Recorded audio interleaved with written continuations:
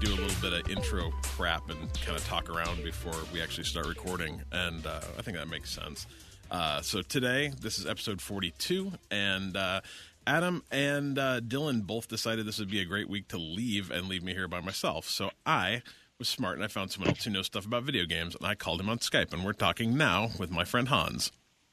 Hi, Cliff. Hi, everybody. How you doing? See, there he is right there. Now, he not only is I've known Hans for, maybe 10 years now? Oh, at least. And we've been in the same state a bunch of the same times, but have never actually been in the same place in the same state a bunch of times. Yeah, you're one of my internet friends. Exactly, yeah. We met because we both like Disneyland a lot, and that's an okay thing. It is. Yeah.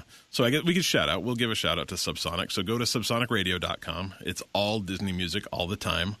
And we've been hanging out in the same, kicking back old school. We used to hang out in the same MIRC chat room, or just IRC chat room, I guess. And now it's moved over to Slack, so we're keeping up with the times. Yeah. It's been a thing. Although I just lost my Slack connection, so there's that. Did I lose you? No, I'm still here. Oh, hey, good. Well, that's great. So Subsonic Radio is pretty awesome. If you like Disney music, it's, there's over 200 hours of different tracks of on-ride audio and stuff. So yeah, go check it out. I've got to assume that we found out the Venn diagram between people that listen to our podcast and people that like wrestling is like a circle. And so I'm assuming that the people that like our podcast and that like Disney has got to be they got to touch a little bit, right? You would imagine, the gaming, wrestling, Disney circle. Disney community. Yeah, it kind of, we'll pull it all together. Yeah. I think it's good. Anyway, we're going to kind of do the same thing that we normally talk about, except we're going to do a big break in the middle where Hans is going to talk about the amazing arcade he has in his house that has how many machines do you have now working? Working 20. Which is, I think, bigger than the arcade at my mall when I was 15. So that's not shabby in any way. No, I haven't beat my Aladdin's Castle yet, but I'm close. I love it. Anyway, today we're also going to talk some news. Xbox One is getting keyboard and mouse support, which is awesome, I think. Maybe. People on the internet are unsure. Nintendo's killing the Miiverse, and that is breaking some Wii U games. Hans was telling me the Vive is actually getting a wireless adapter, so you'll be able to spin around in VR without running into stuff in your cable and then tripping over and hitting your head on your desk. I've seen it happen. Destiny 2 is out technically today, but since today's Tuesday and you're listening to this on Thursday, Destiny 2 was out 2 days ago, but it's still exciting. Yay! Right? And Twitch is doing some cool donation stuff to Extra Life for the next 2 weeks. And then we're going to talk about arcade games, answer some questions, and just have a lot of fun while we're here. So anyway, we're going to start with what we're playing. What have you been playing, Hans? PUBG. You guys talk about PUBG all the time. I'm big into that. Thank God you were here to talk about that because Adam's not. So I've been diving into the first-person stuff quite a bit. And it's fun because there's none of the, look-around spamming that people do. Yeah. So it's kind of fun to run up on people, and they're usually actually scared that you're behind them or in front of them, or I'm scared that somebody shoots me in the face. But yeah, it seems to be really nice, the first person only mode. The funny thing for me is that never even occurred to me. Both Dylan and Adam were like, oh yeah, we look all around like that all the time. I'm like, what are you talking about? And then I actually watched Adam do a let's play of it. I'm like, oh, you can look over hills and stuff like that. That seems like cheating, but I guess everyone's doing it, so that's cool. Yeah, and that's what the first person does. It locks that in so you can't do that, and it really changes the gameplay quite a bit. I can imagine. I think I'd be better at first person too than I would third person. Third person shooting, accurate shooting third person always seems a little bit a little kludgy to me. It never feels quite as right as first person shooting, but maybe that's just me. You don't have the auto lock like Grand Theft Auto games, so it's definitely different. Yeah. What have you gotten yourself a chicken dinner yet? No, I'm still my best game was second.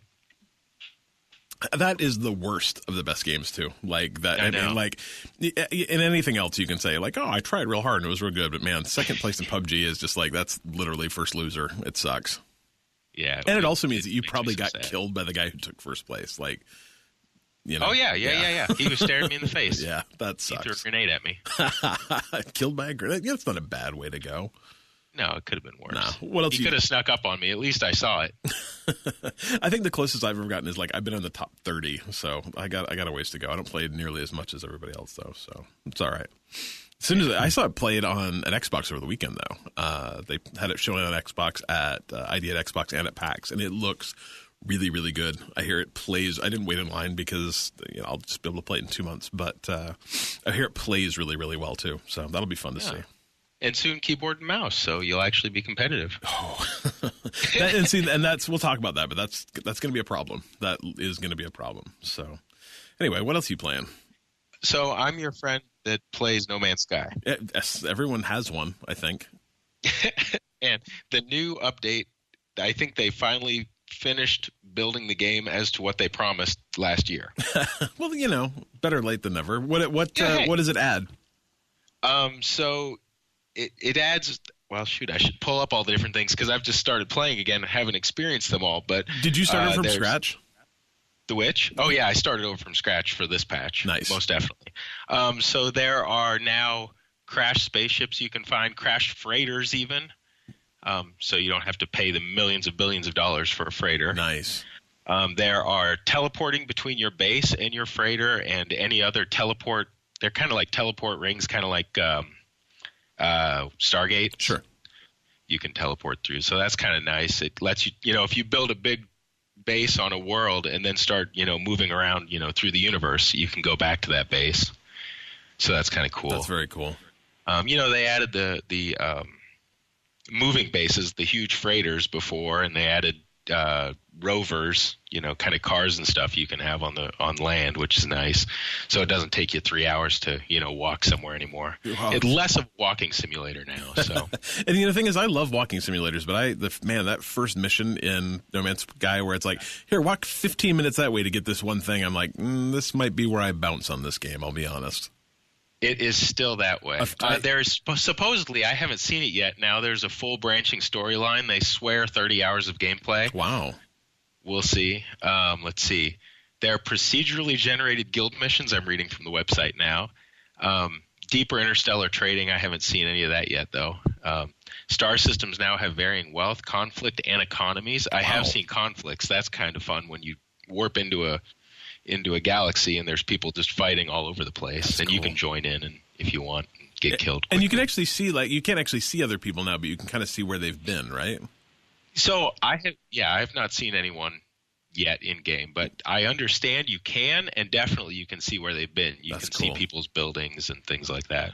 Yeah, No Man's Sky is this game. I think I'm happy I didn't play much until this point because I think it would have been a game that I could have bounced off real easy. I own it. I've owned it for probably 9 months, and I played 15 minutes of it. I was like, yeah, this is okay. I think I like Astroneer better, but I think they're finally got it to the point where I can hop back in and really enjoy it. You should give it a try. Yeah, I think you would. It might suck up a bunch of your life, but you might have to stop playing Witcher 3 for a while. Yeah, I stopped playing Witcher 3, but now I'm just playing Destiny more, so I don't know. And then with Destiny 2 coming out tonight, it's a problem. Yeah. A good problem. It is Great tonight. Yeah, I know, right? Unfortunately for you, it's like tonight at you're Eastern time, so yeah, it's midnight for you, which is awesome because that's 9 o'clock for me, so I can literally actually play it tonight. Oh, lucky you. I know, right? Yeah. And so now the next two things we've got a list obviously because that's how we do things around here. The next two you've played I really enjoyed. I don't think we've ever had what I've been playing this week that throws back 40 years, 35 years. Yeah, probably 81, 83. Yeah. So Donkey Kong and Miss Pac-Man.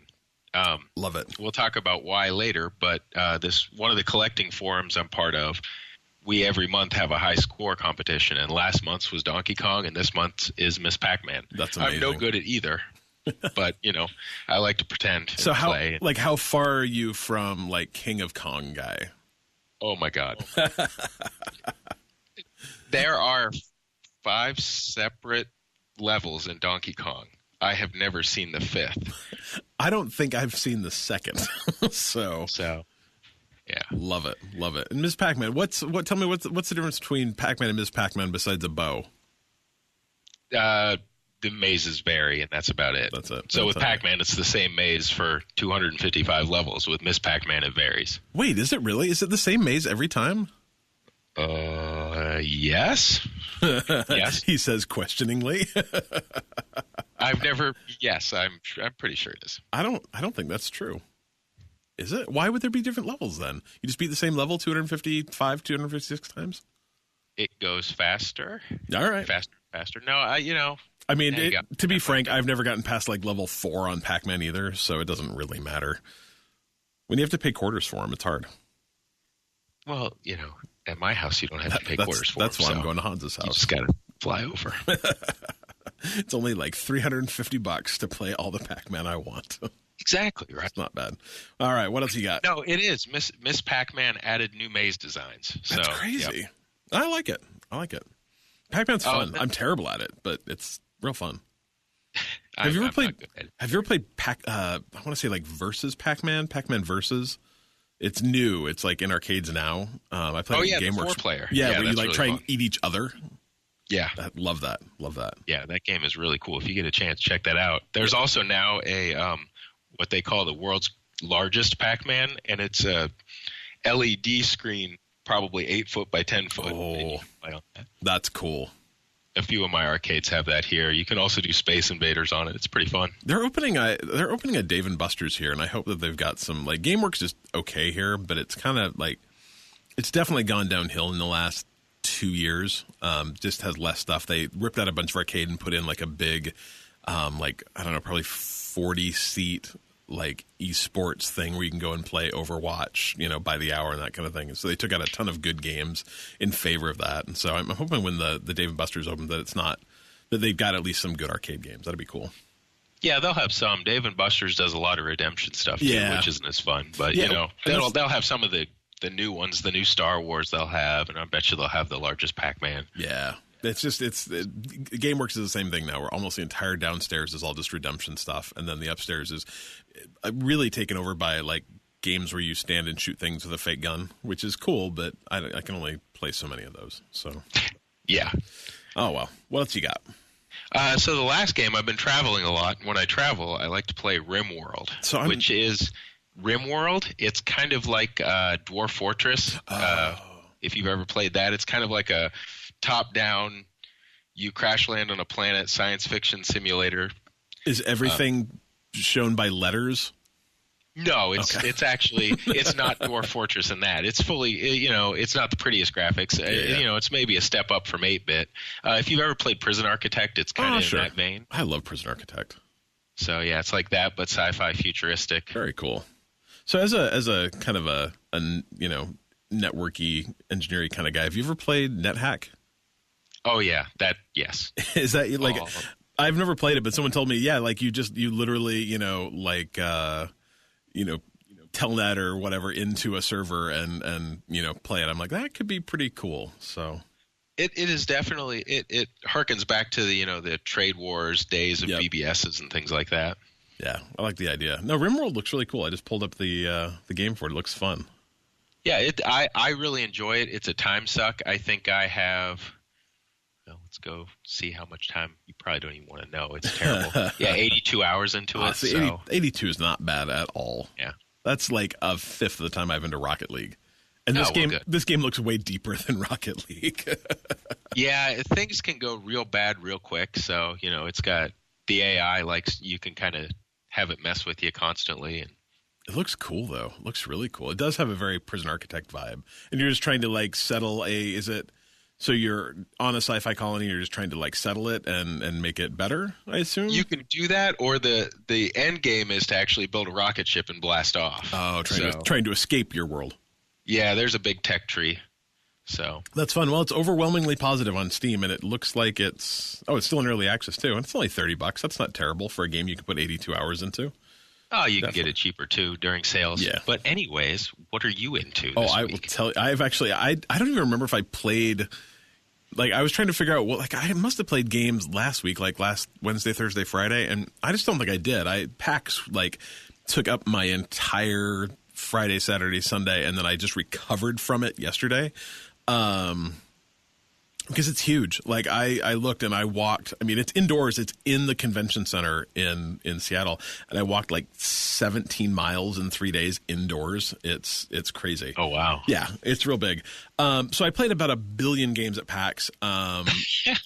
Like at least it felt that way. I came home and like started going through my business cards. I'm like, I only played like 10 games a day, but it feels like you play that many games because you're waiting in line and you're walking places and stuff. I think we're actually going to do a special PAX episode when Dylan gets back, because Dylan was there Saturday and Sunday with me, and so we'll do a big PAX rundown. But one that I'm going to call out right now, not only because it's a really, really fun game, but because the guys who make it are the most amazingly awesome, like gracious people in the entire world, is a game that's out on Steam. It's at least on Steam and the Switch. It may also be on PlayStation and Xbox. It wouldn't shock me at all. It's called Death Squared, and it's a game that was designed to be like a cooperative experience that you can that you and I could play with our kids, or that you and I could play with our wives, or you and I could play with our grandparents. It was designed to be very specifically a game where you take these two boxes and try and get them through, these series of obstacles and get them to these end pieces. It's kind of like Elo Milo, if you've ever played that, or just any of those kind of like environmental, puzzle games. And it's really fun. I bought it for my Switch. It's a great time, especially like the Switch is the perfect platform to it because it's 2 to 4 player. So you have two, you just throw off 2 Joy-Cons and play it. Really good time. But, I went up to these guys. I'm like, this is a really cool game. It's a really cool idea. Would you guys be willing to do an interview? And it's me. I'm not super outgoing. So it was like, took a lot to get me to the like, hey, would you guys do an interview with me? That'd be real cool. We have a podcast. And they're like, yeah, of course. And they're from Australia. So first of all, like they're these huge personalities. Like, of course, we'd love to do it. I won't go too far with that, but super nice guys. And so we start pulling out all of our gear, and it turns out I only have one microphone. And I think Adam figured I was good enough at this that I'd be able to do like hey, I'll talk into this, and I'll push the microphone over to this guy. And he vastly overstated my ability to do an interview that way. And so the guy's like, oh, I brought all my gear with me. Do you want to use my microphone for this interview? And then we can have 2. I'm like, oh, that'd be fantastic. And so we get it all set up, and we're having a really hard time getting our recorder to work because it's so old. Like all the labels have been worn off the buttons. So Dylan's struggling with that. And we finally get it all working, and we do this interview, and it goes great. And he's like, I'm not going to be using this microphone at all today. If you just want to take it with you and bring it back. I'm like, I've met this guy 5 minutes ago, and he's like, yeah, just take all my stuff. It'll be fine. Just the most amazing, gracious, awesome, easy to talk to guys you've ever met. So go look at Death Squared and check it out. It's a really good, just like family game. There's a single player, there's a co-op 2-player, and then also co-op 4-player. And there's like a billion levels for each of those. Okay, not a billion, but like 40 to 80. So check that out. I'm checking it out. Death Squared, really cool. It's real fun. It's just one of those games that, you're just going to sit down and play a couple levels and then go do something else. You'll come back the next day and sit down and play a couple levels, or, sit down and play for 4 hours. It's just that kind of game. It's really fun. The other game I'm playing is West of Loathing. Did you ever play Kingdom of Loathing, Hans? Like back in the day? Yeah, so I just pulled this up because I was like, that sounds really familiar. And it is Kingdom of Loathing. It totally is. So, like, I'm going to say Kingdom of Loathing was 15 years ago. Like, I remember playing it when I lived in Michigan, which was like 2001, 2002. These guys made a web-based role-playing game that was set in this kind of fantasy world called Kingdom of Loathing, and it was really well known for, first of all, it just ran in a browser, which at the time was crazy, and it was all written in PHP, which probably means nothing to except like maybe to you and me. But at the time, I remember like, oh my gosh, I know how to use this language. I could do something just like this, and never did, of course, because that would require like time and follow-through. But it was this super fun fantasy game that, I think it still exists and people still play it. But it's just funny and kind of weird and whatever. And so the guys that made Kingdom of Loathing made this game called West of Loathing, and it's a cowboy game. And I'd kind of heard about it. It was kind of on my like, oh, I should pick that up eventually list. And then it came out and was on sale on Steam, and I never did it. And then it went up to full price, which is a whopping $15. And I'm like, I'll pick it up on a Steam sale. And then I played it at PAX, and in the 10 minutes I played it, I laughed out loud like 15 times. And so I figured that was probably worth it. And luckily it was actually, they were selling keys at PAX for $10. And so I picked it up, and I've played maybe 2 hours of it, and it is absolutely hilarious. It is so much fun. It's just goofy and just irreverent and makes fun of, like cowboy movies, but also makes fun of itself and makes fun of all these weird tropes. It's really, really fun, but it's all done your character's literally a stick figure. I'm not saying that like they're badly drawn. I'm like, literally they are stick figures and everyone in the game is a stick figure. There's no color in the game. Although the game does have a colorblind mode, and it's like literally the help is like, I don't know, try it. It might help. It's all black and white. It looks like someone drew it on a Sharpie on an 8.5 by 11 piece of paper. But it's also really well animated. It's got turn-based combat. It's a ton of fun for I think it's on sale again on Steam now for like $11.50. It's totally worth $10, $12, $15, whatever. And they said, I think it's like a 10 or 12 hour game. So you'll kind of get your money's worth. So West of Loathing is a ton of fun. So I would recommend that. I just bought it while we were talking. See, I got Adam to buy an Xbox last week. I got you to buy a West of Loathing this week. Everybody wins. I'm just there. Literally, we went to the Campo Santos booth, the folks who do Firewatch, and they had a deal where if you could bring a friend with that had never played it and introduce them to Firewatch, you could get this patch. And I'm like, what if I bring my podcast to you and tell you about the 15 people that have personally told me that they've bought Firewatch because you won't shut up about it? Can I get a patch? But apparently no, you actually had to bring a human with you. So it is what it is. Aww. I know, right? It's okay though. It was super cool. I bought the map from the game. So you haven't played it yet, but in the game, you pull out this map and that's how you navigate. You've literally got a map and a compass. And I actually bought the map from the game as a printed thing. I'm going to hang it up in my office. I'm very excited about it. So that is cool. I like it. Anyway, Dylan's not here, so there's no one to say news, which I'm sure is going to be disappointing to everyone who loves Dylan saying news. But I guess just pretend, or maybe I could, copy and paste that out of last week's episode or something. I don't know. It sounds difficult, but we're going to talk about news now. Keyboard and mouse coming to the Xbox One, which is crazy. It's a big Microsoft. Microsoft is pushing this. They want developers to start adding keyboard and mouse support to the Xbox, which I don't know, could be interesting. What do you think? Well, I don't know. We'll see. I mean, I think they actually in an interview were saying that it's definitely coming, but they have to be very smart in how we do it, right? Because we all know, keyboard and mouse is going to trump anyone using a controller. I mean, personal opinion, I guess, but I think that is 100% true depending on the person using a controller. I used to be really good mouse and keyboard player, and then I sat on consoles for 5 years, and now I'm real bad at it. So, I mean, yes, but yes. Yeah, we'll see. They're tweeting about making sure it all runs properly, so and have different multiplayer pools maybe, which be interesting. With some games you might sit there in the queue for 10 minutes waiting. Older games maybe. Yeah.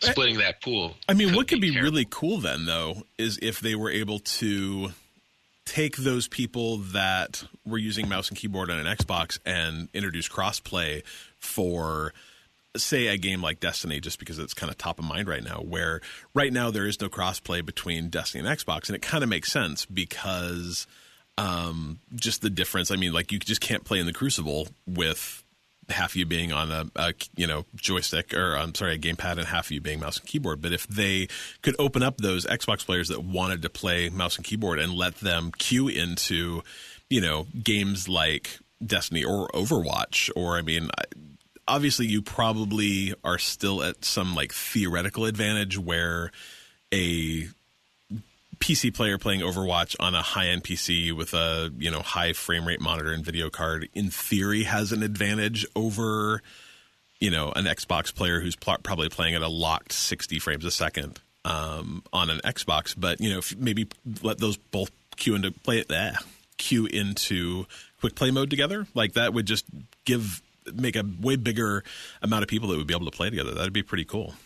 That's interesting. I hadn't even thought about that aspect, the monitor refresh rates. But, my godson, he went out and bought a CRT TV to play Smash Brothers on because he needs that sub-second timing, or he says it helps,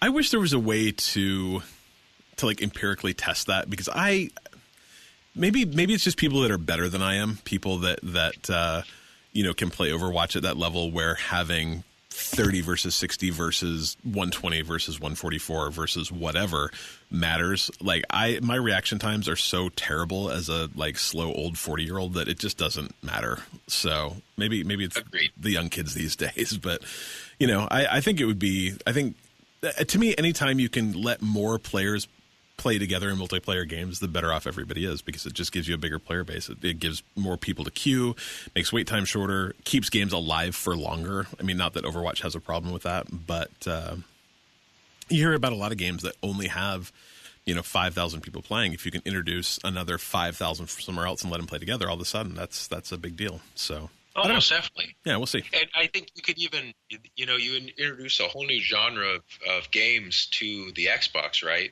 I mean, I remember when StarCraft came out on the Nintendo 64, and it was terrible. Oh, yeah.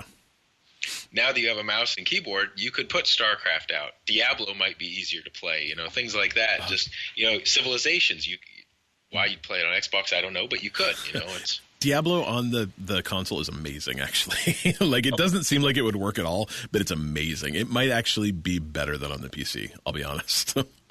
I own try both. On your recommendation. Yeah, I own them both. Multiplayer is way better on the PC because on Xbox you play split screen and you both, like, if you want to change your loadouts and stuff, the other person has to wait, which is lame. But like single player Diablo is real good. But yeah, no, exactly. I mean, like Halo Wars and Halo Wars 2, like obviously they've brought RTSs to the console, but God, those are better with a mouse and keyboard, like regardless of how well they've optimized them. So, and I mean, even like City Skylines actually released on the Xbox and PlayStation like in the last month or two. Like that game's so complicated on the PC. I can't imagine playing that with a keyboard. It would be amazing to be able to actually use a mouse and keyboard instead of a gamepad to play games like that. So, I don't know. I mean, I like what Xbox is doing. I like what Microsoft is doing these days, and just we're going to try a bunch of stuff. Obviously, Sony sold 20 million more PlayStations or 40 million more PlayStations than Xbox has sold Xboxes. And I think it's making Microsoft real hungry and letting them saying hey, we can't sell more, but maybe we can innovate more. Maybe we can, chip away by just doing things that they can't do because, they're a big, cruise ship that's going along, it takes a long time to, turn one of those around, and we're a smaller, nimbler company. So I don't know. We'll see. Yeah, I kind of had to laugh that speaking of news and what we're talking about right now, the Microsoft just said that their next version of Windows is going to have the fall developer update will bring a lot more gaming support to the Windows platform. I kind of giggled when they said they're going to make it so you have the full power of an Xbox on your PC. And the funny thing is, though, is like the last update they did, and I don't remember what it was called, but like it brought so many things over from the Xbox over to Windows that made things way easier. Like broadcasting to Mixer from your PC now, if you're running Windows 10, is literally a matter of signing up for Mixer and then hitting Windows key G, and it pulls up a thing that you can broadcast instantly, which you've been able to do on the Xbox forever. And it's it's something that's hard to set up on the PC. You can record your gameplay, same thing, Windows key G, and it'll just automatically record. No settings, it's super basic, but it kind of gets the job done. It brings, being able to use Discord on your PC is great, and that's what we do almost every time we want to do it. But having, the Xbox app on your Windows PC lets you, I've actually gotten into when, Kevin and my brother are playing Destiny, I've actually hopped on Windows and gotten into their chats through the apps. It sounds dumb to say hey, we're gamifying your Windows machine with Xbox stuff, but I think that just having those Windows 10 effectively runs both those systems. I mean, they're kind of the same thing. I mean, an Xbox is just a modified version of Windows 10, and I think having that base works both ways. Like Xbox is getting a lot of cool Windows stuff, and Windows is getting some cool Xbox stuff. So yeah, I like it. Anyway, most definitely. Next thing we're talking about is Nintendo is killing the Miiverse, and unfortunately, I am not a big. Do you have a Wii, Hans? I have Wii U, yeah. Yeah, Wii U. Yeah. Are you familiar with the Miiverse? List of games, and I don't see anything that I have other than Mario Kart that it would affect. But yeah, and it's not like a big deal. It's not like this. I mean, I don't think anyone was shocked that something from the Wii U is getting shut down. That console probably died, in every way the second the Switch was released, and probably the reality probably 3, 4, 5 months before that. But it's something that I think it's something we don't think about enough, that these services that live outside of our consoles that we come to rely upon go away at some point. And so, things that you've always been able to do, you won't be able to do anymore. And it's like Mario Kart, they're saying you won't be able to share your gameplay videos to YouTube anymore because that was part of the Miiverse. And that's strange. And it's not, it doesn't, obviously it makes the game still play, but you also kind of wonder, for how long is that, you're still going to be able to do that? Or like Splatoon, again, it's not a huge deal, but you won't be able to share the drawings, which is like a pretty big, I don't play Splatoon. I've played Splatoon 2 a little bit, but the drawings are something I'm seeing all over Twitter now, where you can make these little custom drawings and put them places. Like, it's a big part of kind of player communication in a world where you can't really talk with each other. But it also makes you wonder, how much longer you're going to be able to play Splatoon on your Wii U. At some point in time, there's a server that connects you to other people. They don't keep those alive forever. When does that go dark now that the Wii U is kind of a dead system?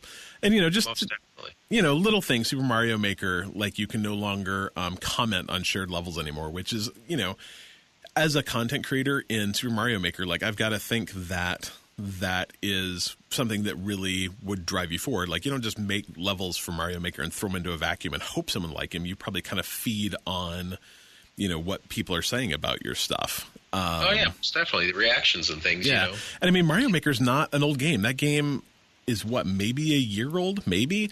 And I mean, the presumption is that's going to come out on the Switch, but it hasn't yet. There's not been any announcement for it. So, that unfortunately is killing off kind of a very, very cool, very, very innovative game that, I think you're going to see content kind of dry up for, which is a shame. My kid still plays all the time. So, a couple little things for Super Smash Bros. Where it'll show actual users post in the background of the fight. Again, you will be able to do the replay videos. Xenoblade Chronicle X, the report feature is gone. I have no idea what that means, but it's they said it's going to affect, I think, about 100 games overall. And it's anyone on Wii U or some 3DS owners. So it's kind of a bummer. Like, it's just, it's a strange reality that, we don't think about a lot as gamers, that anytime you hear, people complain all the time that games, X and X game came out and it's lame that it uses P2P networking for player-to-player networking for its multiplayer. And it does. It makes, in a lot of games, that makes things worse. But what you don't think about is, if it doesn't use that and it uses a localized server or a server somewhere else, at some point in time, those servers go away and you can never play that game again. And it's kind of a bummer, So actually, I've been reading about this group of gaming historians at the Internet Archive that are looking at games like World of Warcraft and Ultima Online and trying to figure out how they can preserve those, for that very reason, right?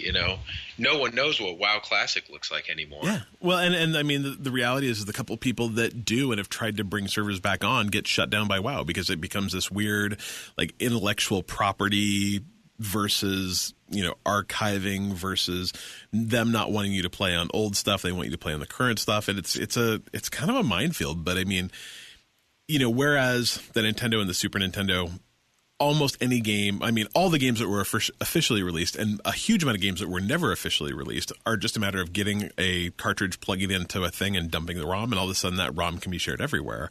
But, there are probably already a huge amount of games that you just can't play anymore because there's no way to matchmake in them, or there's no way to connect to a server, or, they had some weird DRM that was online all the time and you can't authenticate with that DRM anymore. And, there's a lot of stuff from probably the last 20 years that's just going to go away and be lost to, essentially the internet forever. It's kind of a shame. Yeah, most definitely. Yeah. God, just thinking about it kind of makes you sad, right? You can save that later for the video game that makes you saddest. Oh, hey. It's perfect. That's foreshadowing for those of you that missed it. All right, so we're going to talk about the Vive next. And I just tried to log into the page that I sent, and it wants me to log into Microsoft now. So hopefully you remember what it was. So, yeah, it's a third-party company but they've been working with HTC, and HTC actually has signed off on this. So what it is a little wireless transmitter that you plug all the cables that normally go to your headset in, and then on the headset you plug in your cables there, and it's a wireless transmitter. So like you were saying earlier, when you're walking around Vive is meant for room scale, in a 15 by 15 room where you can actually walk around and interact with your environment. And my buddy has one of these. I've spent hours inside of Vive. I've spent hours inside room scale. The Rick and Morty game is actually really amazing. That's great. But one of the things I find out is that, I'll turn around quickly and I'll almost trip over all the cables. Yep. So this is supposed to fix that, right? So there will be batteries in it, so it'll only be a couple hours, but really you probably shouldn't be in a VR chamber that, for more than a couple hours at a time anyways. Yeah, you start getting queasy. And this is not the first time that Vive's done this. Vive was very, I don't know the particulars of it, but Vive has been pretty open with their hardware platform where there have been quite a few third parties that have developed hardware solutions for things that Vive doesn't have, and the Vive kind of gives their sign off on it and says, yeah, you can sell this as kind of I don't think it's Vive licensed. I don't know, maybe they're taking a cut, who knows? But I know eye tracking is a thing you can get where you can get an insert for eye tracking in your Vive. And it's a third-party solution that they just happen to support. So I think it's a cool thing. And like I was telling you, I don't have a Vive, unfortunately. I have an Oculus. But I got to assume that if this tech works, that it's going to be everywhere pretty soon. And the next generation, I would gather, is going to be all wireless. So do you have any idea how it works? Is it just a little transmitter and a little receiver that sets up kind of like a wireless network, or?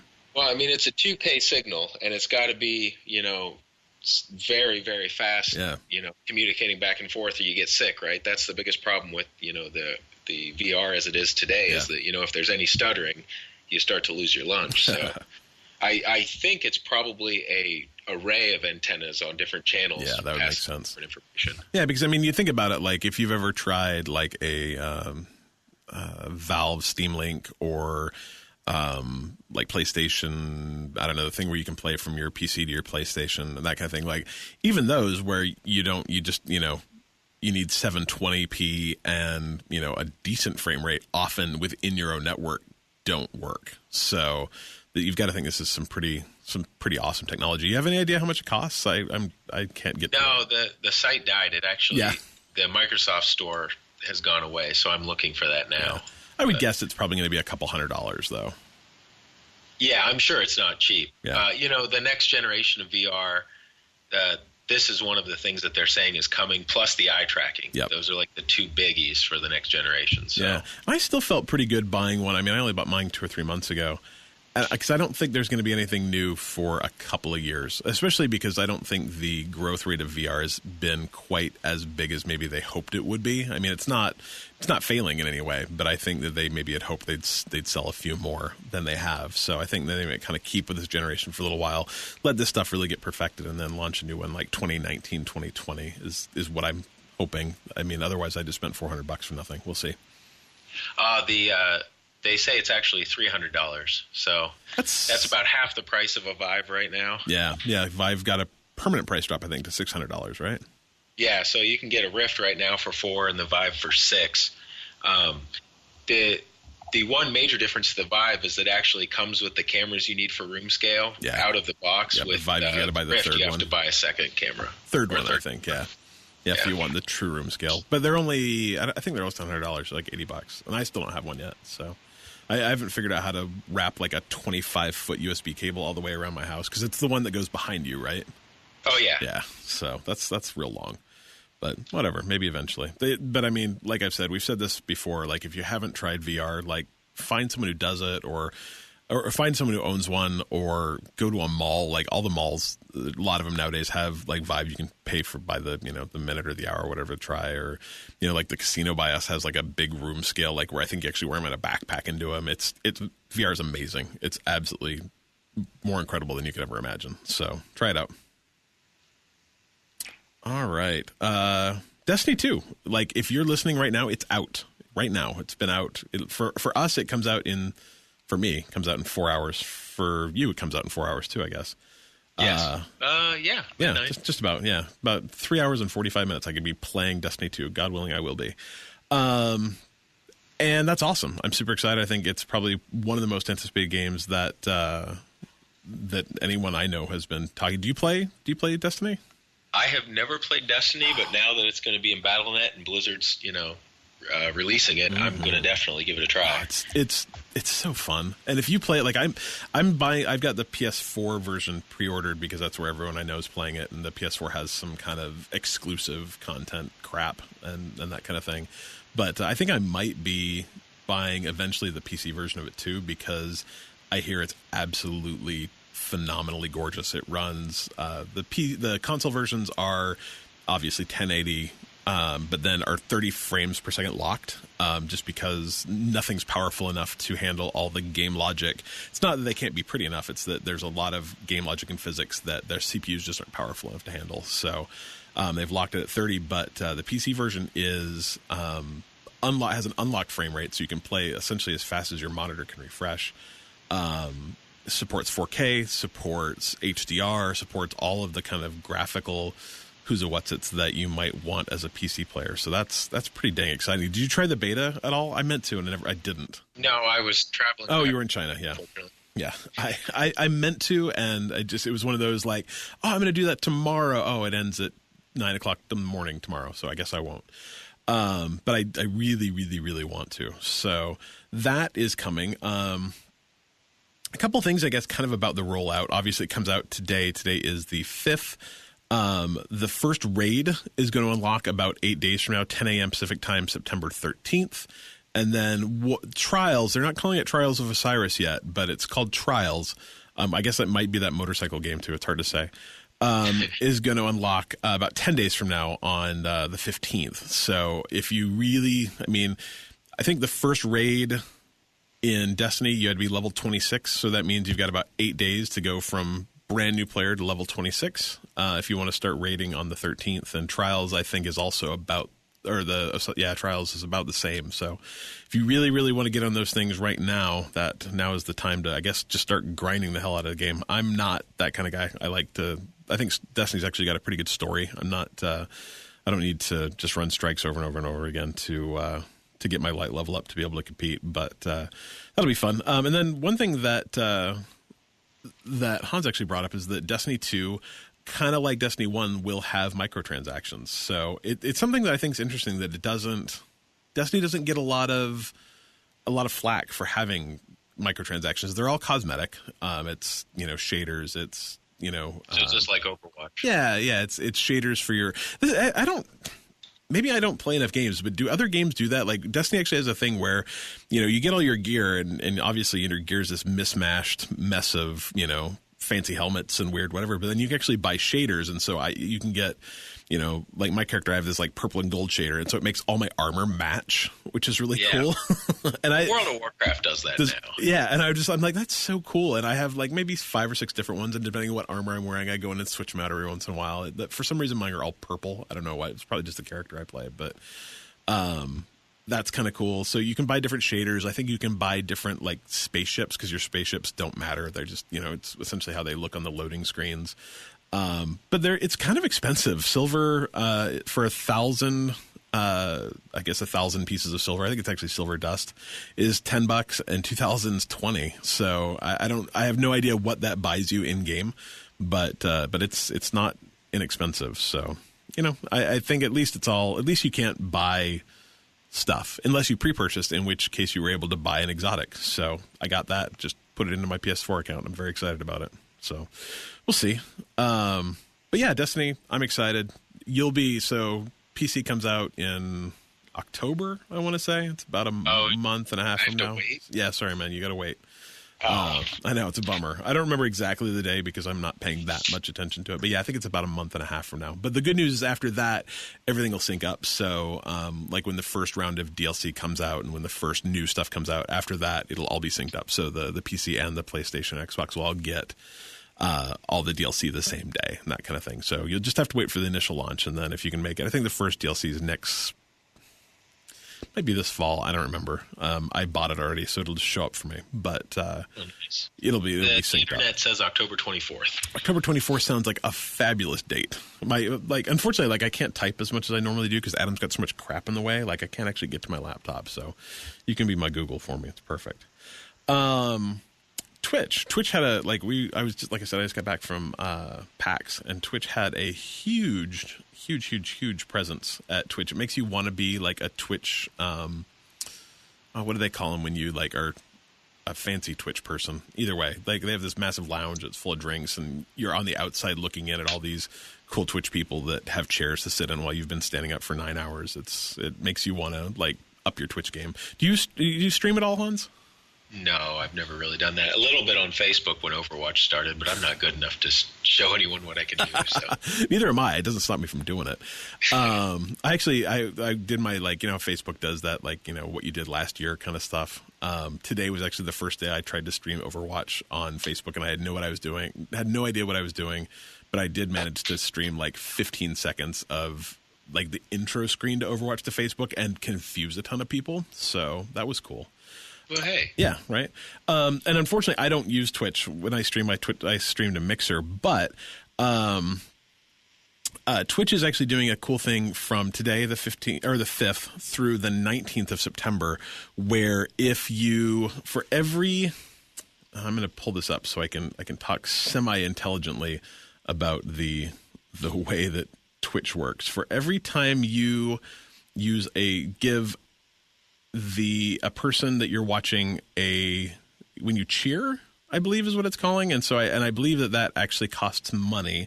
Hopefully there aren't too many Twitch people here that are going to call me stupid. I apologize now. But if you cheer for someone and use the hashtag charity when you do it, so you're cheering bits, I guess, Twitch will donate a certain amount of money to Extra Life, which is the charity that we're going to start raising money for in November. The big things in November. We're already doing some fundraising. So if you're interested in Extra Life, it helps children's hospitals.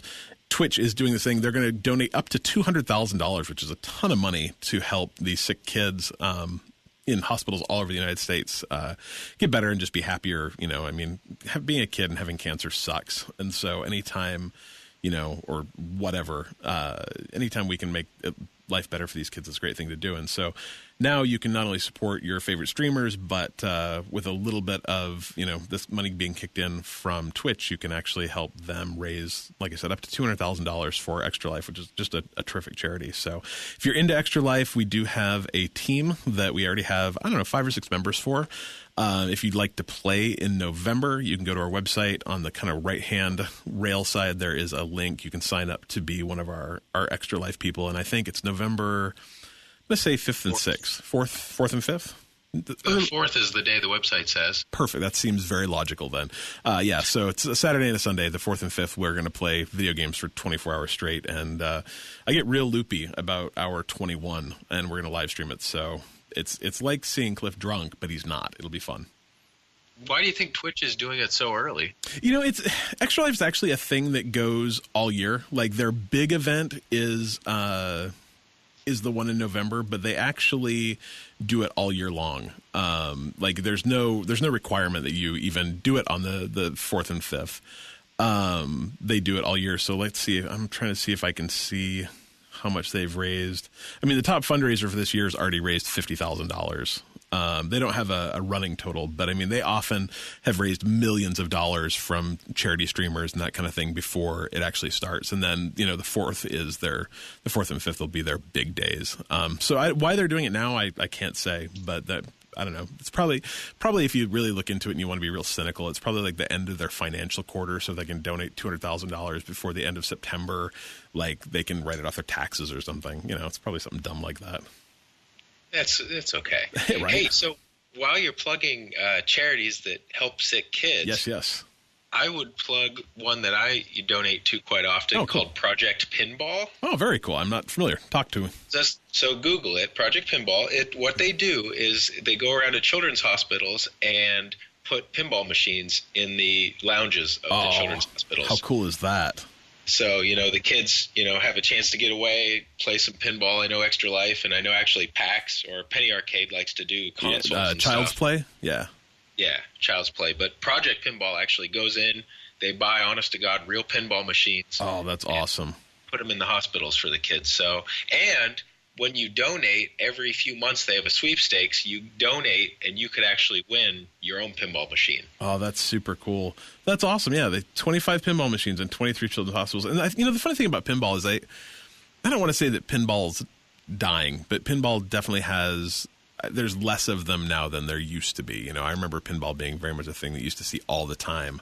And but like my kid is 10 and he goes up to a pinball machine. He's like, "Oh, this is awesome. And I know exactly how this works." Like there's no learning curve for pinball. I mean, there's a learning curve to be good at pinball, but just to like sit up and play it, like, and they love it. They love the bells. They love the whistles. They love, the balls going crazy and multi-ball. Like that's awesome. That's a super cool thing. I've never heard about that. I'll put this on our Facebook and Twitter when we launch, because that's a really cool charity too. I like that a lot.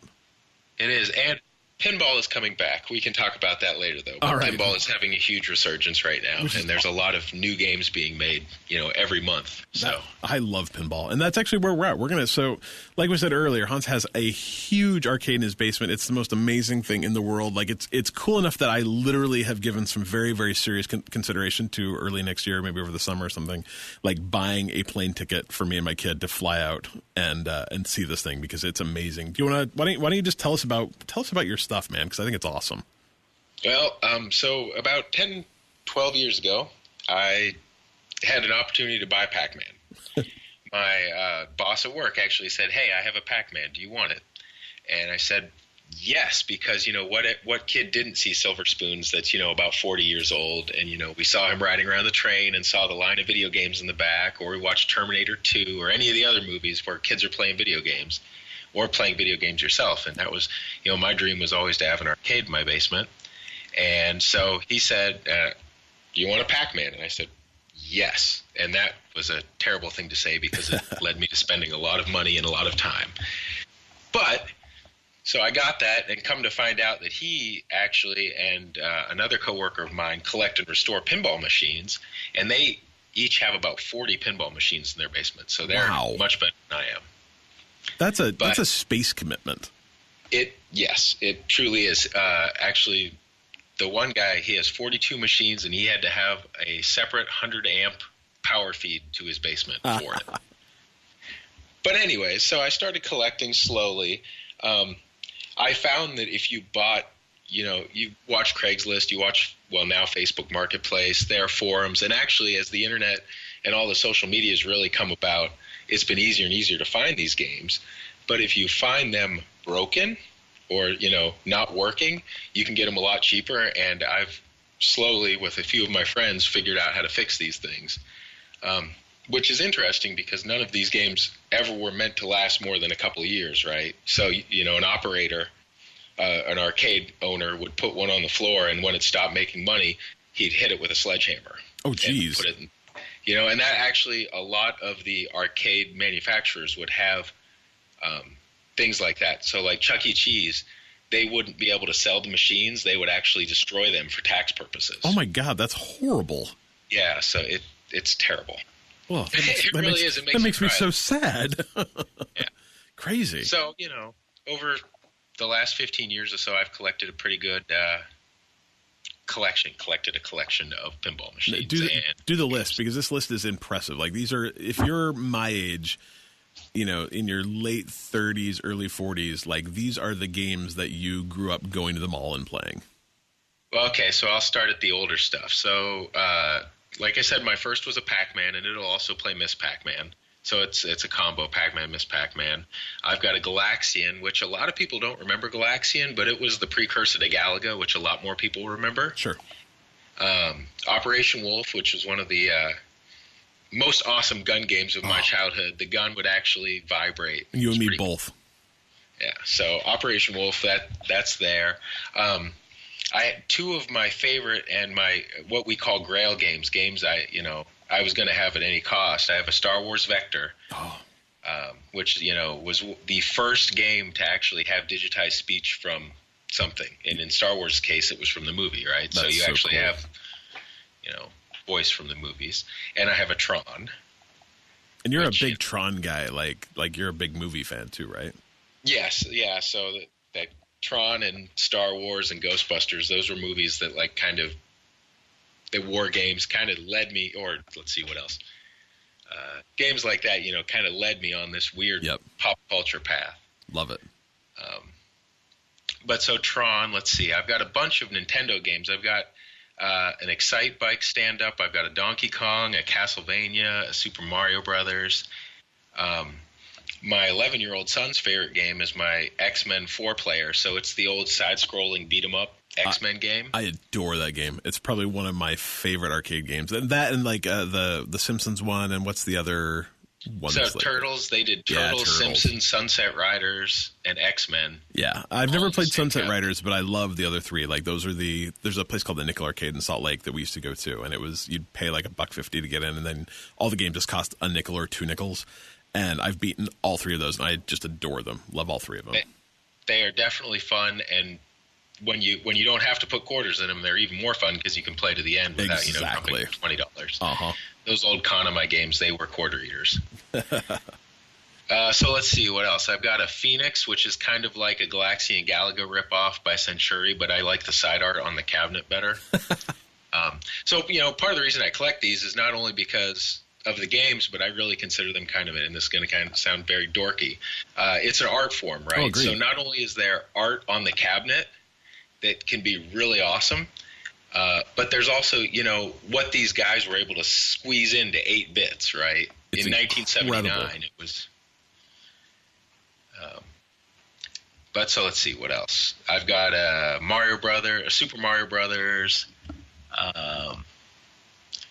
an Afterburner, a Daytona Racer, which is probably my favorite of all the racers out there. And we need to go back to Afterburner a little bit because this makes me sad. Like I don't know, 20 podcasts ago, I'm like, oh yeah, the very first arcade game I ever beat with quarters was Afterburner. Like it cost me like $5, and the next day Hans is like, oh yeah, if you just keep pumping quarters in that thing and you don't even touch the joystick, you'll beat it. I'm like, oh dang. Yeah, it's kind of a funny game. I didn't know that would happen until it was one of my kids put in. He bumped up the quarters while he was playing and then got bored of it. And I looked over a few minutes later and I was like, hey, you've won. And thank you. It just makes me feel real bad about myself, but that's okay. So then I have a skee ball machine, which my wife, from being from New Jersey, really wanted to have. So we've got that in the basement. And then kind of my 2 big ones that I really like beyond Tron and Star Wars, but they're newer. I actually have a Fix-It Felix Jr. Oh, it's so cool. Which was from the movie Wreck-It Ralph, right? Yep. It was never a game that was actually made, but when Disney released Wreck-It Ralph, they actually took a bunch of Donkey Kong cabinets, wrote a game, and actually released it in about 20 movie theaters, I think maybe 30 movie theaters across the country. So I have a reproduction of one of those. So is that how it works? Is that something you bought new, or is it something you bought an other cabinet for and put the game in it? Or this one, I actually found such a good deal on it. Someone else had done all the work, and I bought it from him brand new. Nice. So it's actually a brand new cabinet that someone had created with the CNC machine and put game guts inside. It's a fun game too. Like I played it at Disneyland. It's not a bad game at all. It's pretty good time. It gets a lot of play. Yeah. And then my crowning, my piece de resistance, and we were talking about I just mentioned this before. Pinball is really having a resurgence right now. You'll see a lot of barcades around the country, and I'm sure everyone that's listening probably has a barcade in a city near them. Oh, yeah. A bar and arcade, because hey, there's old people like us who want to drink beer and play video games, exactly. So they put them together. But pinball, there's actually Stern Pinball is still around. They were a maker of pinballs machines all the way back 30, 40 years. Under different names, but now there's actually a couple startups. There's Jersey Jack Pinball and Spooky Pinball are 2 of the other big names, putting out new IP pinball machines. So new Star Wars pinball machine just came out last month. But last year, Stern released a game that I knew I had to have, and it's the Ghostbusters, the 1984, the original Ghostbusters pinball machine. Nice. and it is amazing. It's if you haven't played any of that, like I think everyone's played Pinball, but if you haven't played any of the new ones, some of them are really impressive too. I've actually played one. I think you have though. You've played the Metallica Pinball, right? That's one I would really love to have in the basement. Metallica is super fun. It's gorgeous. It's got like actual music in it. It's really cool. And I played at GameWorks maybe 3 months ago. I played the Walking Dead Pinball, which is super fun too. So. Yep, and those are both within the last 2 or 3 years, right? So pinball's making a comeback. It's cool. I think it's exactly what you said. My son was the same way. He walked up to it, and it's kind of the way I was when I was a kid. I mean, I love my video games, but pinball, it has the video aspect, it has the sound, it has a million blinking lights, yep, and it has ramps and balls and just a lot of mechanical movement. And well, I think you can go from being, I don't want to say mediocre, but you can be a very beginner pinball player and without spending like a million hours doing it, can get decent. Like you can get to the point where you can feel good about, oh man, I can play that game for 5 minutes or I can play that game for 10 minutes, and maybe you're not getting a million points, but you're keeping the ball out and, having fun. And you realize like, oh man, I got an extra ball this time and multi-ball. And like, there's just so many like multipliers and fun things that you can do that you can feel really pretty good about where you get to as a pinball player. So it's a fun game. And I mean, I think that it just ramps up from there too. Like you can be a really good pinball player if you really want to dedicate some time to it. So yeah, I wish I was good. Right. I mean, I have a pinball machine. I've played hours and hours on it, but I'm still mediocre. Yeah. But I have friends that will play. You say I'm right with you. 5 or 10 minutes, on one credit. I feel great. I'm good for. Yep. Some of my friends will play 45 minutes on a credit, and have a billion point score plus, and it's kind of. I'm never going to be that good. No, that's crazy. But I like to watch and pretend. Right. So what's your favorite pinball machine besides your Ghostbusters? Besides Ghostbusters, yeah. Actually, so it's really funny. This guy in his basement over the last 2 years has been developing a pinball machine. He actually had a Dolly Parton pinball machine, and he ripped it to pieces. And he had a CNC machine at his day job and created a whole new play field. And it's called Total Nuclear Annihilation. And Spooky Pinball, just 3 or 4 months ago, said they're actually taking this guy's design out of his basement and publishing it. And that's awesome.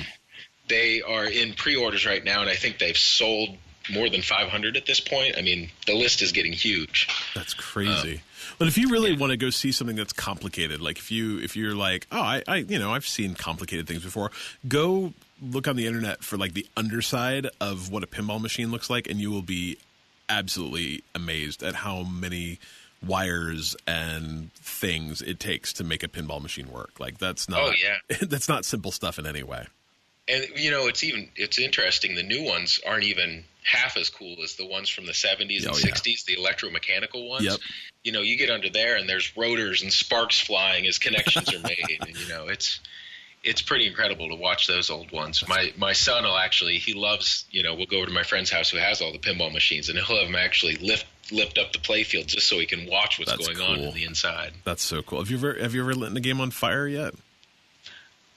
Luckily, no, I have not. I have a lot of the games that have come in, I've seen where there have been fires, or, a wire will burn up and stuff. Over time, the wires will get oxidized and not pass as much electricity, so they actually have to pull more electricity from the power supply, and that slowly ramps up over time and then burns out. It all goes back to the fact that these games were never meant to last more than a couple of years, and I'm, trying to keep 20 TVs, basically 30-year-old TVs, yep. plus all the electronics inside the game. That's crazy. So if someone wanted to get into collecting these things, you said earlier, like watching Facebook, or Facebook Marketplace, watching Craigslist, that's a good place to get started buying stuff. What kind of skills do you need to repair one and keep these things running that obviously were not meant to be? So a soldering iron and a voltmeter are your two best friends, right? So there's a lot of levels of skill, and thanks to the internet, there's a lot of people that can help you. Nice. There's a lot of forums that'll help you. There's a lot of people that you can, if you honestly want the game but don't know how to fix it, you can send your boards away. Someone will fix it for you, send it back. You just have to plug it back in, and it works. Nice. The TVs are a little bit of a crapshoot sometimes, as it were. You can sometimes send the boards away that fix the, and have them fixed. But, if the guns on the TV are starting to go, you might actually need to replace that. Sure. However, there are a lot of people, and there's a lot of websites, if you you control Goodwills and look for old CRT TVs, and there are websites that will list compatibility with your, the Very guts cool. of the arcade game that you can just swap the tube out for. Nice. But it's all skill levels, right? Yeah. So you can start practice soldering if you're going to get into it. You'll be doing a lot of that, it's all, DC power, most of it. So, just have a good voltmeter, be able to trace wires. If you can read a schematic, you're there. Halfway right? there, at least. That's cool. Yeah. Yeah. It's my dream. Like, I don't want a million. I just want like one, like just one. I don't have a ton of space. Like, we don't have basements here much in Seattle, so I can't make like a cool, basement arcade, but I'd love to have one in like my kids' playroom. I think it'd be a good time. So someday. So I don't know which one yet. I have to figure it out, or maybe I'll just like cheap out and make a MAME machine. We'll see. But there's nothing wrong with that. Hans actually showed me this really cool, like, what are they, like the bar top ones that are pretty cool too. So. Oh yeah. So now if you Google RetroPie or HyperPie, a lot of people are putting a lot of work into doing MAME type emulation on, the Raspberry Pi. You can do things like that. That's really fun. And then, you can actually have kind of like an IKEA arcade sent to your house. You could get a full size if you wanted, but you could also get one, like you just said, the bar top that's, just sit on your counter. And they're not super expensive, like a couple $100, between maybe a couple $100 plus a couple $100. I don't know. I priced it, but I don't remember exactly.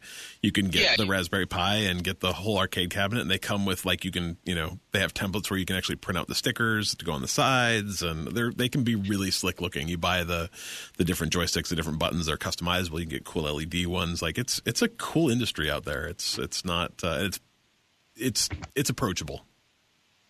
Yeah, most definitely. I mean, if people want to talk, I'd be happy to hang out in the Discord room and talk arcade games and how to get into it all day long. Hell yeah. Or, even help troubleshoot.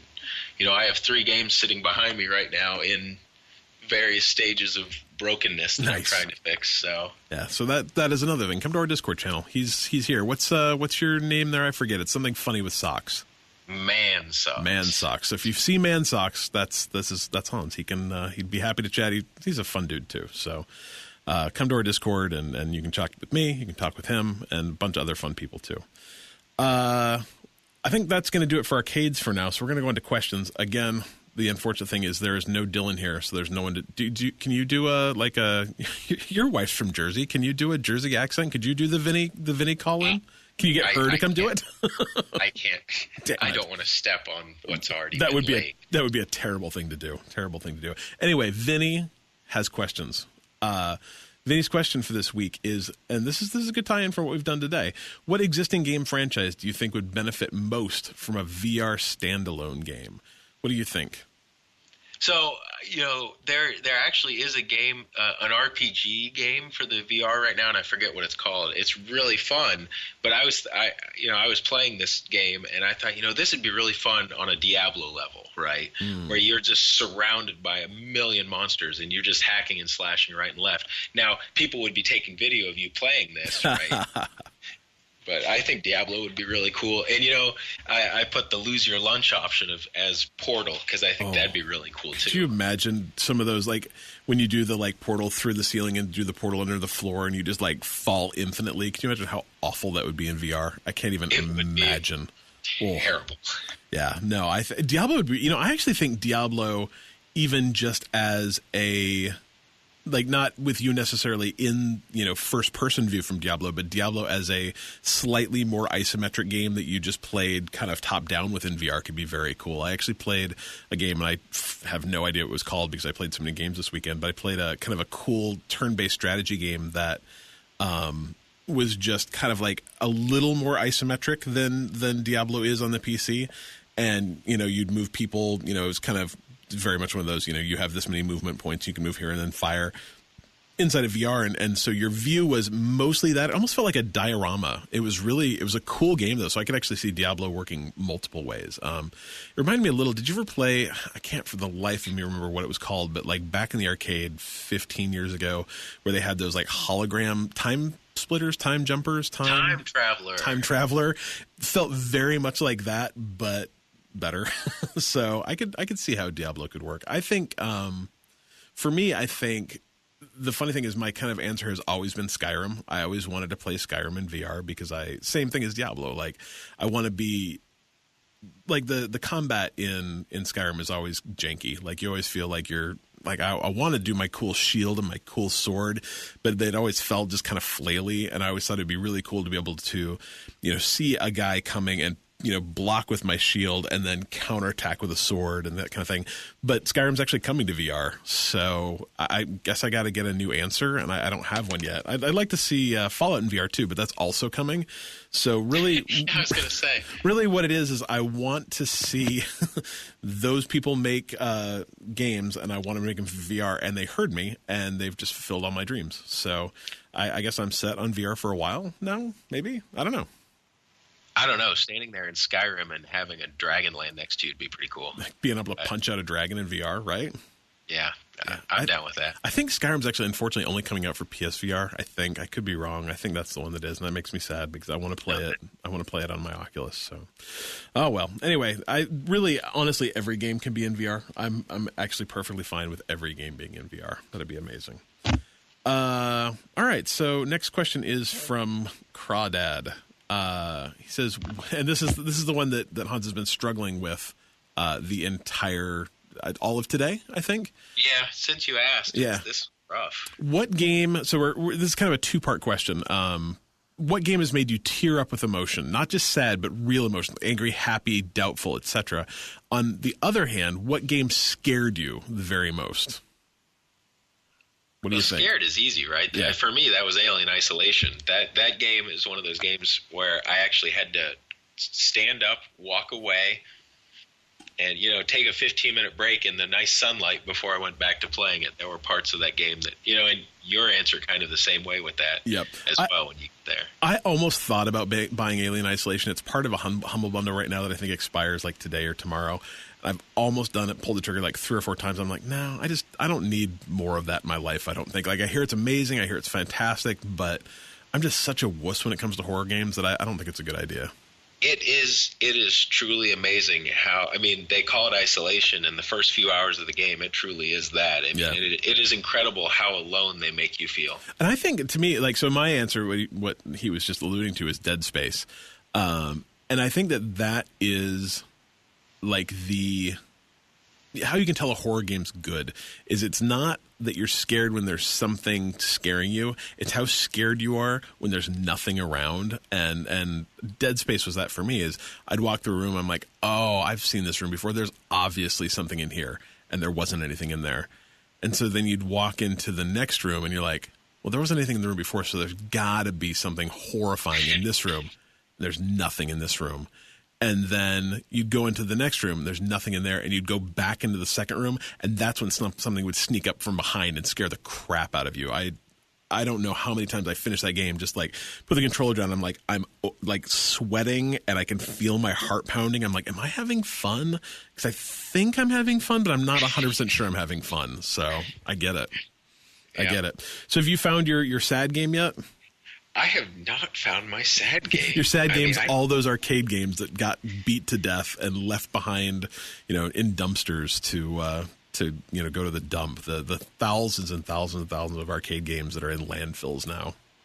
I think that's probably true. Single tear just rolls down your cheek. And I see you've got one. Yeah. And this game, no kidding. You talk about this all the time. Firewatch. I know I've talked about this game a million, billion, trillion times, but I'm going to say right now, like 45 seconds from when I say now, spoilers. So now, there's a part in this game. Oh, you haven't played it yet, have you, Hans? No, go ahead. So there's a part of this game, like 80% of the way through, where you find a dead kid in a cavern, and it's heartbreaking. Absolutely heartbreaking. The kid really doesn't figure into the plot a ton. A little bit, but as a parent, you walk up to this, like, and you just find this dead, broken body in this cave. And, like, you can watch me, like, I live streamed it. And you can just see me like, oh no. And it was horrible. It was absolutely horrible. Anyway, so that's a great game. You should go play it. It's really fun. Yeah, you sold it up to this point. Right? Questioning. It's such a good game. But I mean, it's such a good game because it will make you feel. It makes you feel for all the characters, everyone in that game. Like, it doesn't, and I've said this before, Firewatch doesn't end happy. And it doesn't need to. Just like not every movie needs to end happy, not every book needs to end happy. Firewatch does not end happy. And there's a reason it doesn't. And the thing I just talked about is one of those reasons that it doesn't. But it doesn't make it. It's such a good game. It's such a good game. It's 3 hours of your time. Spend it. What about happy? What makes you the happiest? What is your happiest memory of a game? Oh, there's so many happy things. Like, I think like good games make me happy all the time. It's like finding happy in a game is not hard.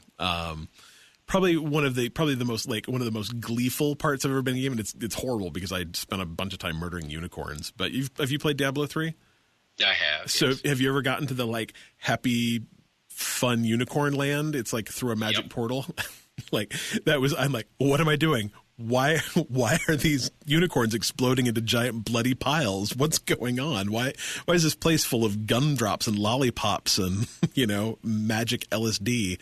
And why do I have to kill everything? That made me very happy just because it was so different than the rest of Diablo 3. That game's so dark and dank and whatever, and that part was silly. But, I mean, there's so many fun, happy games that, sometimes they're just fun and cute and happy, a good Kirby game or whatever. And sometimes it's, scoring a last minute goal in Rocket League, to let you win with 1 second left, that feeling of just, euphoria. Games are very good at making people feel happy, I think, which is maybe why a game like Firewatch or The Remains of Edith Finch or What Remains of Edith Finch or that don't end happy and that don't make you feel happy but make you feel something different are kind of stand out and interesting to me. So I don't know. I think, another emotion is like laughter and that kind of thing, right? And I think that there are two that stand out in my mind in that way. And one is South Park. Oh, Jesus, yes. I've never laughed so hard in my life. That and Tiny Tina's Assault and Dragon Keep, which I don't think you've played yet. Would you really? Dragon Keep?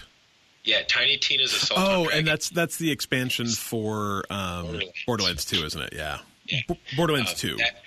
Yeah, correct. That's 4 hours of nonstop laughter as well. It's as good as South Park. Well, one thing I did last week, and I haven't had a chance to play it yet, and I think me and my brother are going to do it together, is I got the Handsome Collection. So I will finally be able to play Borderlands 2 in its, remastered Xbox 3 or Xbox One glory. So once I beat it, I'll get the expansion. But yeah, South Park. If you haven't, Fractured Butthole, carefully, is coming out soon. I want to say this year, but maybe it's next year. I don't know. It doesn't matter at this point. There's a million games coming out in the next 6 months. Who cares?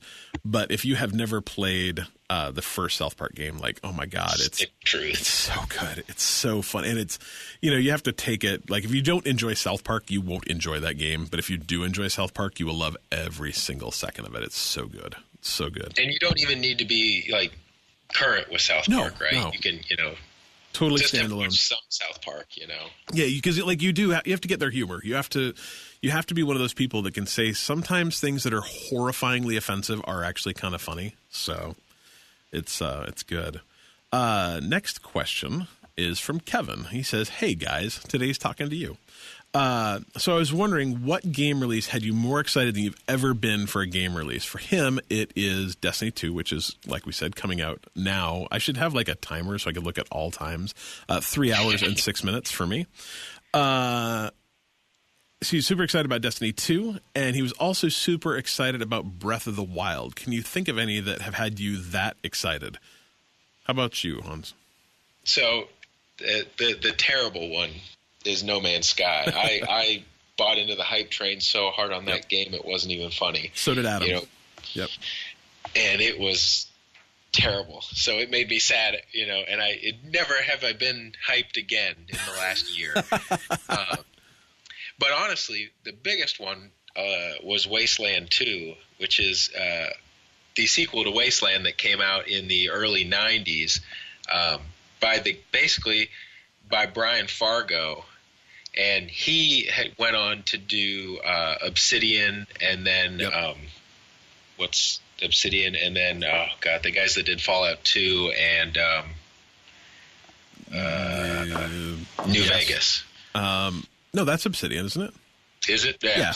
So basically, all the good RPGs kind of all spawned from Brian Fargo's brain back when he did Wasteland and a game called Bard's Tale. Oh, yeah. Things like that. Well, and if you've never played, like, Fallout New Vegas, like, that is arguably the best of the Fallout games. Oh, most definitely. Yeah. There's actually, I was reading an article the other day on the differences between how Bethesda does things versus how Obsidian did it, and they're like, you have these two options and leads to this ending. And then, with New Vegas, it was like, you have 55 options and 73 endings. Obsidian's just done some great work overall. Like, they do some just kind of cool games. Like, I don't think they get mentioned enough in, like, kind of top tier talk, because a lot of what they do is they do kind of make games for other people, and they've done some really cool, like, Kickstarter stuff recently too, right? Like, didn't they do well, yeah, so he left them, and it was Black House Studios was the other one I was thinking of. All the isometric Dungeons and Dragons games, basically. Are they the folks that are involved in, like, Pillars of Eternity and so this is In Exile games. They started it with Wasteland 2 and then did Pillars after that. And Pillars is the spiritual successor to... I'm not that smart with old RPGs. There's good stuff, though. Yeah. Anyways. Well, they did Neverwinter Nights. They did, Knights of the Old Republic 2. Like, they did some top shelf games back in the day and now.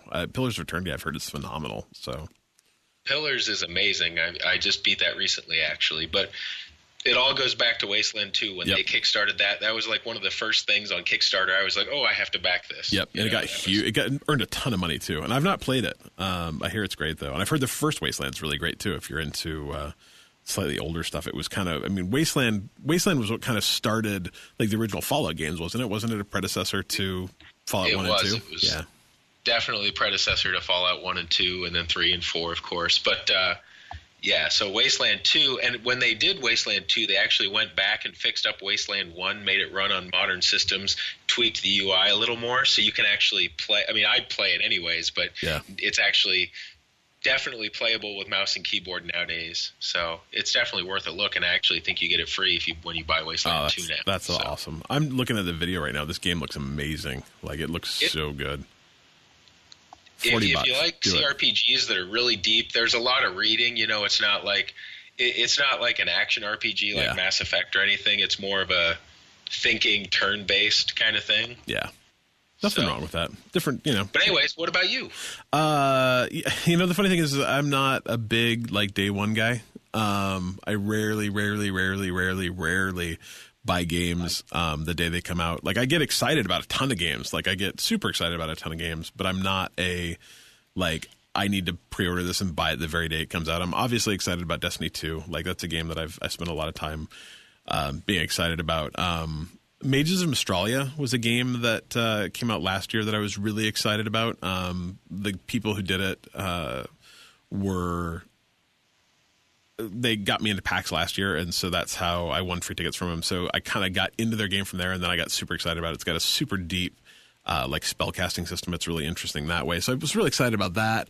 Oh shoot, I'm drawing a blank now. The Behemoth game that came out in between Castle Crashers and Pit People. I can't remember its name, but I was super excited about that. Let's see, what is the name of that game? How about they make games? And it was called Battleblock Theater. I bought that day one. It's a super fun co-op game. But I was really excited about Skyrim when it came out, but I didn't get it day one. I asked for it for Christmas, so I got it a couple months later. I just tend to be kind of that person who, I love games, but I hate paying $60 for games. And so most of the games that I buy, day one, are, $15 on Steam, or they're 6 months after they come out on on, whatever, and I can get them for $30 instead of 60. So I get on the hype train on things, but like that hype train usually just kind of goes past the station, keeps driving for a little while, and then I pick it up on sale. So it is what it is. South Park?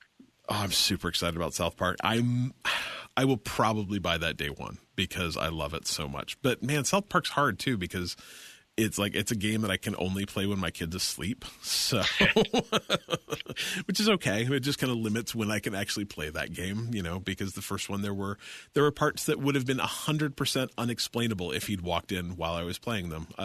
Maybe 200% unexplainable, especially because I played it 2 or 3 years ago. He was like 8. It would have been very bad, very, very, very bad. But yeah, that game's looks so good, and I love the first one so much. So I don't know. All right, last question. El Chalupa King. I believe his name is actually Ed, but it's all good either way. He says, is there a co-op game that you just couldn't put down? As of right now, me and my brother, you like this. He went back to Borderlands and fell in love with that game. What about you, Hans? It definitely Borderlands, but right. Before that, or even PUBG as well. I mean, that's the latest. Never played that greatest multiplayer. Co-op. But what about Serious Sam? Did you ever play that co-op? I don't know if I ever did play it co-op, but I love that game so much. Like, it was such a breath of fresh air into that wacky genre. It was just so strange and so over the top, and there were so many things to shoot. And I don't want to say first-person shooters had gotten a little stale, but that just was this new thing that's insane. It was so much fun.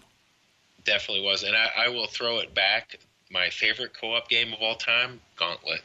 Oh, I've never played Gauntlet multiplayer.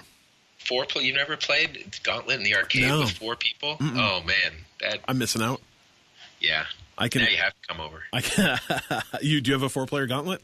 It's sitting behind me in pieces. Perfect. So that's the deal. Is you finish Gauntlet, I'll come. I just got to get a bunch of Sky Miles or something. It's unfortunately very difficult to fly from Seattle to the Midwest. It's expensive. I don't know why, but it is. Let's see. My favorite co-op game. The first Borderlands was huge for me. Me and my brother played that for 2 Extra Lives in, I want to say 2014 and 2000.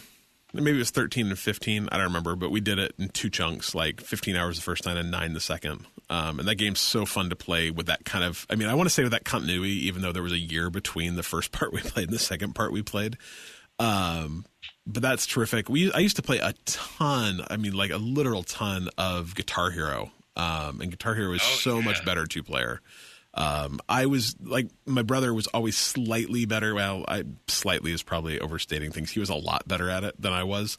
And so he always get to play the guitar parts, and I'd have to play bass because the bass part was easier for most games, or for most songs. Not all of them, but most of them. But that was still a ton of fun. Army of 2, Army of 1, sorry. Even though it was super bro-y and over the top and dumb, was a super fun co-op game. But I'm honestly a firm believer that every game that can be should probably be co-op, because I think almost every game is better played co-op if it's got good co-op. And to me, one of the hallmarks of a good co-op game too is that you should never nothing should ever drop that you can't both pick up.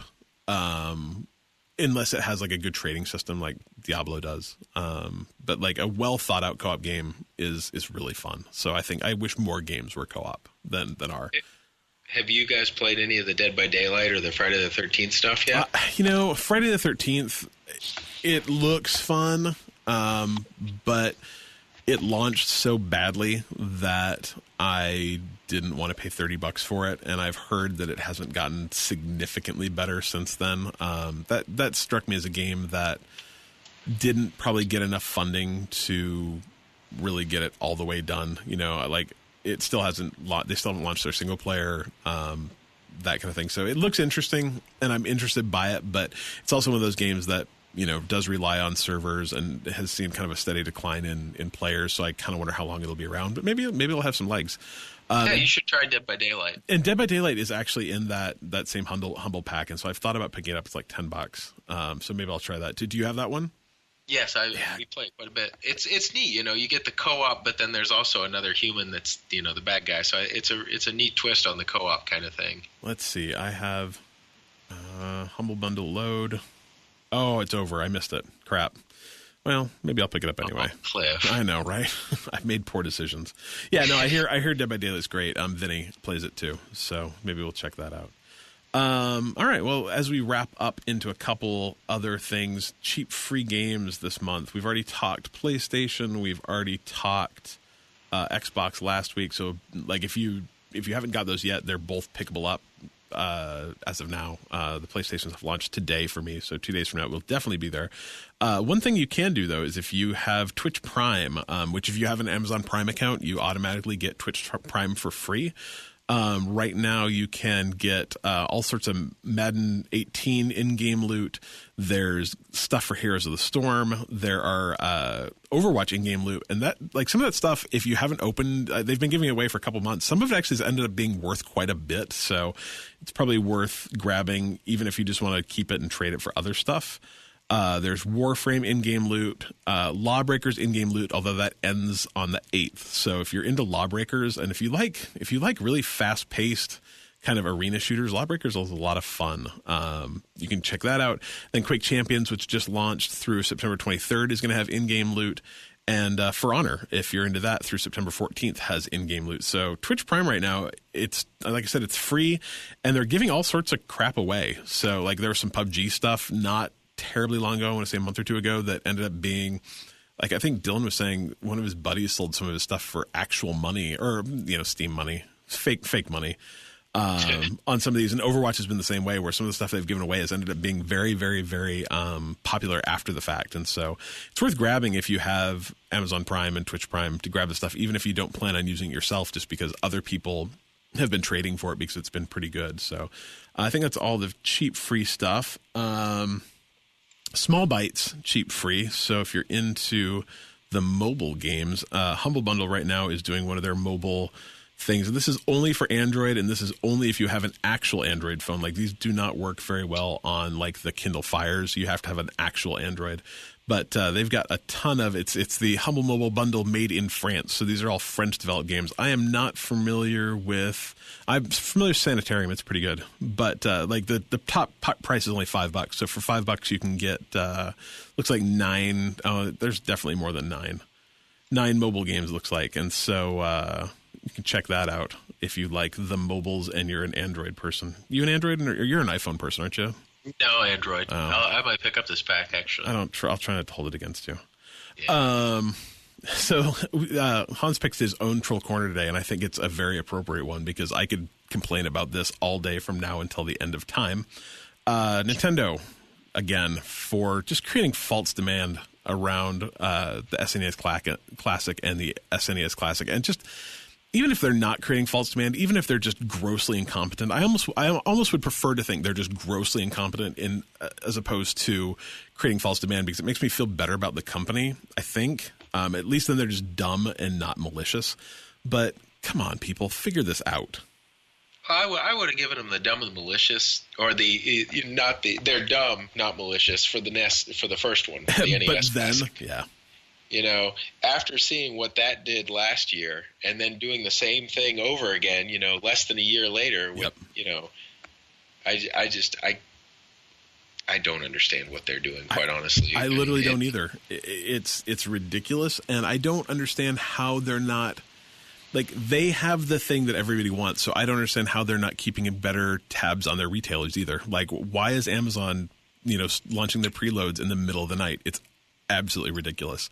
Why are they letting GameStop and ThinkGeek do these ridiculous bundles? GameStop actually came out today and made the statement, like, no, we think these bundles people really like these. It lets them buy things that they want, and sometimes there's a discount. And, with these, the things from ThinkGeek, it's getting a lot of stuff. And, if they don't want these bundles, that's fine. They can just come into the store and buy one, and doesn't mention that they have absolutely no stock in the store. So I don't know. The whole thing's turning me off. If I see an SNES Classic, I probably will buy one just because I'm weak. But the whole thing's just gross to me any longer. I wish they could figure this out. Yeah, it blows my mind. I mean, or why, okay, fine, you messed up on the demand, but why stop producing them, right? Yeah. Obviously, people want to throw money at you. Keep producing the NES Classic. Keep producing until, you don't have demand anymore. And I'll be honest, their reasoning for that is the only thing they've said in this entire debacle that actually makes sense. Is they say the reason they've stopped producing them is because there's just limited factory time. Like at some point in time, they have to choose to make SNES Classics or make Switches. Like they can't make both because there's just only so many factories in China that can actually produce these things. And those same factories are creating PlayStation 4s and Xbox One X's and probably your fancy phones that you're buying and your iPads and your iPhones and all that stuff. And so like they just literally, they could only make so many, and it came to a point where it was at the expense of making other things. So if that's true, I'll say, okay, fine. If it's not, like, bleh. I don't know if I believe it. I mean, the fact that I can do the exact same thing that they're doing with more games on a Raspberry Pi. So, it's not specific silicon, right? They're not making hardware that's, I mean, they could take the guts out of a 30-year-old phone and they could play the NES games. That's valid. 30-year-old That's phone. Valid. Yeah, I don't know. The entire thing's just silly, and like I said, it makes me not want one. But I'll buy one if I find one. It's just the way it is. That's the problem. Right? I know. I'm weak. I'm bringing this up because I want one very badly. I don't know why. The only thing I can... that's the thing, is I don't know why, because I could just go play it on my Raspberry Pi. Although I've heard that the SNES Classic is actually going to have the cool rewind features that like the Disney Afternoon Collection did, where if you die, you don't have to actually die. You can actually just rewind it back a little bit, and that's super intriguing to me just because these games are hard, too. They're really hard. So... I don't know. But yeah, anyway, just Nintendo, please figure things out. And like I said, the only thing that makes me really happy about this is like my kid didn't go like, oh, Dad, I want Santa to bring me an NES Classic for Christmas, because I don't know what you do. Like, you disappoint your kids, I guess. Or you buy one for $300 off eBay. Arnold Schwarzenegger and Sinbad. Love it. That's what you do. I think it's a great idea. I think it's a terrific idea. So, I don't know. We'll figure it out. Hopefully he doesn't want an SNES Classic. I don't think he will. He just wants Minecraft on a different system this year, I'm sure. Anyway, that's my wife calling, probably wondering where I am because this podcast is running super late. So I think we're going to wrap this up. Thank you so much, first of all, for coming. It was terrific to have you come in and talk about your arcade games. We've been talking about doing this for, I don't know, we're on episode 42, so we've been probably talking about it for like 43 weeks, it would be my guess, roughly. Least. But thanks for coming on. It was great. You can find us at bitemepodcast.com. That's BYTE. And then me. Hopefully you can spell that, and podcast is a given. You find us on Twitter, Facebook, YouTube, Mixer. I think we have a Twitch page. We don't really do much there. You can email us at bitemepodcast, bite me at bitemepodcast.com. You can find us on Discord. Come chat with me and Hans. We're both there. I'm there all the time. He's there a lot. He's East Coast, though, so weird things happen. And check out our Extra Life page. We have T-shirts if you want them, all that stuff. Would you like to give any of your internet information out in case people want to talk to you about arcade games? You have a Twitter? Not really. That's all right. Mostly just find me in the Discord. I'll be there. I do have an Instagram page, but it's not very full yet. Mostly arcade game stuff. That's cool, though. What is it? I don't even remember. You put me on the spot. I'll put it in Discord. Perfect. That's perfect. All right. Well, thanks for coming. Thanks for listening to us. And I guess, can you whisper "bite me" for Dylan? Bite me. Oh, that's good.